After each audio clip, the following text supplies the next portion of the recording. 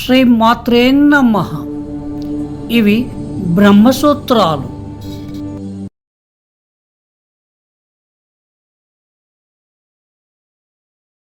సమన్వయ అధ్యాయం 1, విభాగం 1, సూత్రాలు 1 నుండి 31 వరకు. ఉపదేశ భేదన్నేతి చేత్ నౌ భయస్మన్నప్య విరోధాత్.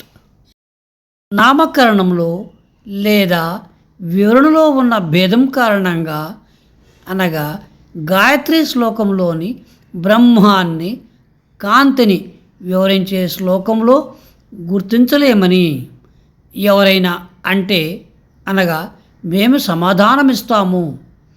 కాదు, ఎందుకంటే ఆ రెండు అనగా నామకరణాలలో దేనిలోనూ అనగా గుర్తింపునకు విరుద్ధమైనది ఏమీ లేదు. ఉపదేశ వ్యాకరణ నిర్మాణం లేదా విభక్తుల బోధనకు సంబంధించి భేదం కారణంగా నా కాదు. ఇది చేత్ ఒకవేళ అలా చెప్పబడితే నా కాదు. ఉభయస్మిన్ రెండిటిలోనూ, అపి కూడా, అవిరోధాత్ ఎందుకంటే ఎటువంటి వైరుధ్యమూ లేదు.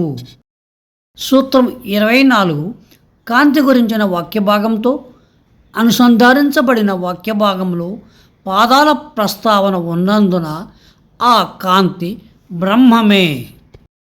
పై లేవనెత్తిన మరో అభ్యంతరం ఖండించబడింది. దివ్ అనగా స్వర్గం అనే పదానికి సంబంధించి గాయత్రి, శృతి మరియు జ్యోతి శృతులలో విభక్తి ప్రత్యయం రూపంలో భావప్రకటన భేదం ఉందని వాదిస్తే దానికి సమాధానం కాదు. ఆ వాదన నిలబడదు. ఎందుకంటే ఆ రెండు వ్యక్తీకరణల మధ్య ఎటువంటి విషయపరమైన వైరుధ్యం లేదు.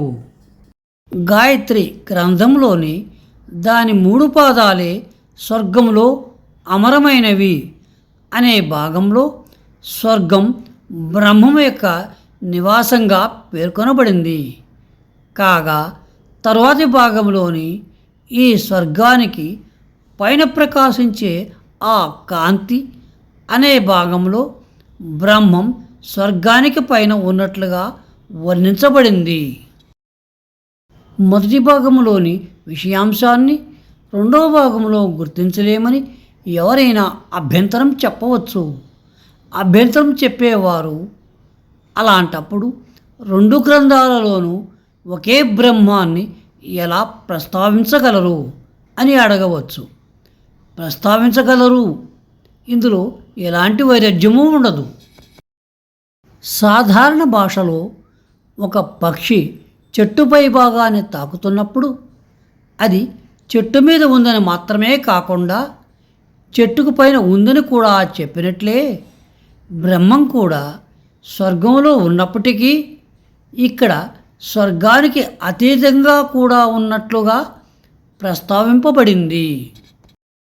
స్వర్గంలోని స్థానార్థక విభక్తి దివి మరియు స్వర్గానికి పైన ఉన్న అపదాన విభక్తి దివహ పరస్పర విరుద్ధం కాదు. దివ్ అనే పదం యొక్క విభక్తి ప్రత్యయంలోని వ్యత్యాసం వైరుధ్యం కాదు.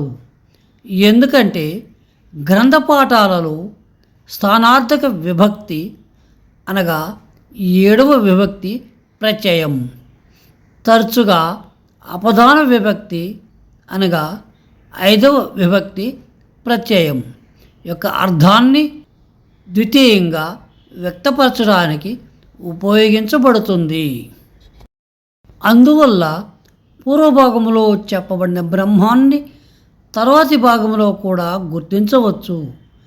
కాంతి అనే పదం బ్రహ్మాన్ని సూచిస్తుందనేది ఒక స్థిరమైన నిర్ధారణ.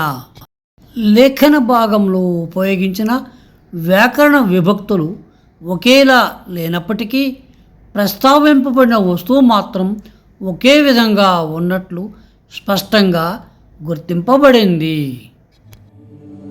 సశేషం. శుభం భూయాత్.